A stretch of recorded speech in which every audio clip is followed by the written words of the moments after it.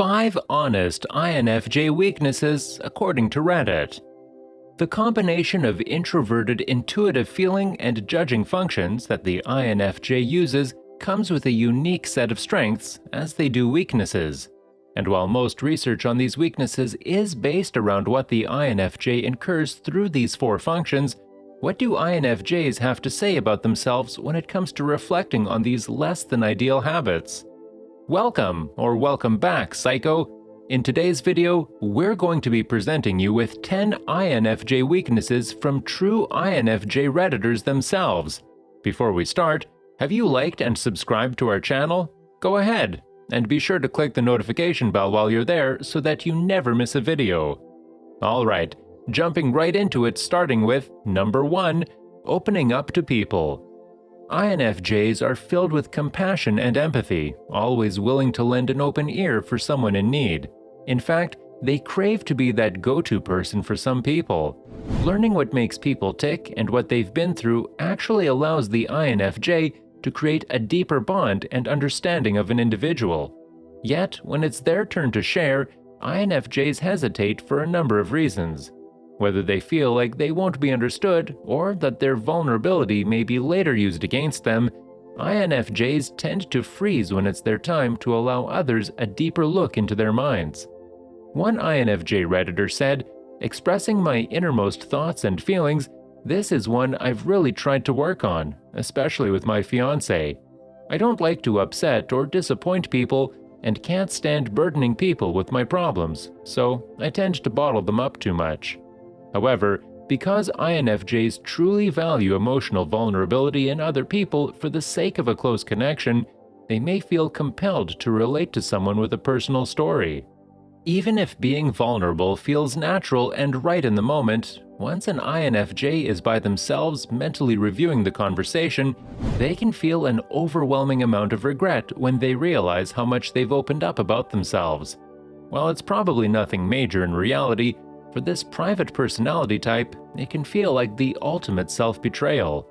This can make them feel and seem overly secretive or playing a double life. Number 2.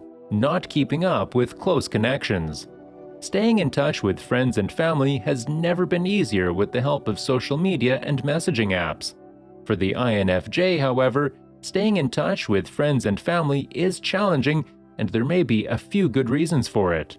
Looking at 2 of the most commonly known facts of the INFJ personality type is their hesitancy to call or answer calls and their distaste for small talk. Although catching up with friends and family isn't exactly small talk, INFJs have a difficult time maintaining long-distance conversations that are surrounding basic questions. How's school going? How do you like your new job? How are the kids? Winter came early this year. I just made a chicken pot pie over the weekend, blah blah blah. INFJs can only play human for so long. If there's no deeper substance to the conversation, INFJs won't be able to hold out with that useless banter for long. Soon enough, they may just stop replying altogether. This Reddit comment from Surfers Beware says it perfectly.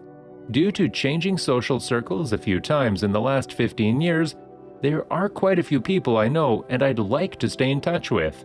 The problem is, I have no idea how to just say hello and talk about something. Just talking for the sake of talking doesn't appeal to me, being an INFJ. But since I'm not really in contact with them anymore, I can't just steamroll them by talking about important and deep things that really interest me. This is also true when it comes to attending family functions or meeting up with long-lost friends. Some INFJs claim that they feel so estranged from their outer family or past relationships as adults that they avoid social situations where they'll be questioned on unimportant matters. Number 3. Feeling consumed by what-ifs. The INFJ brain is a brilliant yet scary place. If the driver doesn't use it properly, rather than swerving off track, it will slowly but surely veer off in the wrong direction. What-ifs are a perfect example of this process. With a curious mind, INFJs are always questioning their surroundings, their future, their potential, where they're at in life, and if they're going in the right direction. However, these mental habits only become a weakness when they're never acted upon. I Am Blackenstan explained this perfectly in his Reddit post where he said, "I'm paralyzed by choice. I'm 35 years old and still have no idea what I want to do when I grow up. There are a number of things I can see myself doing, but I'm too afraid of the what-ifs to make a move on any of them." Or another Redditor who commented saying, "I continuously come back to one singular struggle, the what-ifs in life. What if I disappoint X? What if I don't equal up to X? What if I don't know what to do? What if I'm still in love with X? What if I fail to X?" I'm really good at thinking these things and playing out the worst and best case scenarios, but I never seem to have a grasp on the pragmatic. When an INFJ gets comfortable with only questioning and never acting upon, they can more easily convince themselves that something will probably go wrong, ultimately resulting in them remaining in a routine that dulls down their potential and slowly buries that spark they once had for life.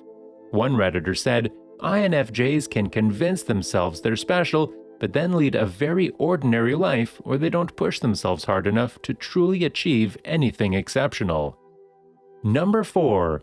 Alternating between passive and pushy. As Redditor Tree of Wolf put it, "Honestly, my true weaknesses are not being able to express myself when offended, and exploding in anger after keeping feelings bottled up inside for weeks or even months." While these may seem like separate issues, it all comes down to the fact that INFJs struggle to understand and communicate their own emotions more than most people realize. While INFJs know their morals and thinking behaviors inside and out, when it comes to emotions and feelings, it can take a lot of personal analysis to grasp what's truly being felt. For example, if an INFJ in a romantic relationship begins to notice a few things that make them feel off, instead of communicating that to their spouse, they may want to fully understand it first. So, they allow the emotion to fester, remaining completely passive to these continued habits. They may question if they're overreacting, if it would be a lot to ask them to stop these habits, if these habits even bother them, or if it's something else in their lives making them irritable. They'll go through it all, until eventually the feelings hit, and they hit hard. No need for further analysis, because it ultimately doesn't matter once these bottled feelings overflowed. And this is where the pushy phase begins. Now that such strong emotion is behind this once slightly bothersome habit, calm communication becomes a little more challenging. In turn, they may become noticeably moody and distant until they can find a way to communicate their issue without causing too much fuss. Or they may blow up. But most INFJs try to avoid this at all costs. Number 5. Hypocritical advice. INFJs are known to have some of the best advice. With an unbiased approach, they're able to pick up details and feelings from all angles of a scenario to provide an honest and fair analysis. However, just because they can easily see right from wrong doesn't mean that right is necessarily the route they personally choose. Meaning, just because INFJs give great advice doesn't always mean they're the best at following it themselves. In fact, some INFJs can be completely self-destructive and still provide someone with suggestions on how to improve their situation. The irony behind this so-called weakness is that INFJs despise hypocrisy, and to them, this tendency has much more to do with their contradictory nature as opposed to intentionally not following their own advice. To sum it up, one Redditor posted this snippet from an INFJ blog. As an INFJ, I'm basically a professional advice giver. This profession, however, perfectly fits into the nature of contradiction a lot of the time. While it is true that people need different things, I often feel guilty when I tell people things I firmly believe but then don't follow myself. For example, to stop worrying so much about how others perceive you and just live how you want to live. I think it's fair to say that everyone could benefit from letting go of expectations now and then, but as much as I tell others to do this, I find it very difficult to do it myself. Basically, I feel like I'm turning into an advocate for the do what I say, not what I do gang. Alright psychos, that's it for today. So, if you're an INFJ, do you agree with these 5 brutally honest weaknesses? Let us know in the comments below. Also, please don't forget to leave us a like, share this video with your friends, and also subscribe to our channel for more psycho videos.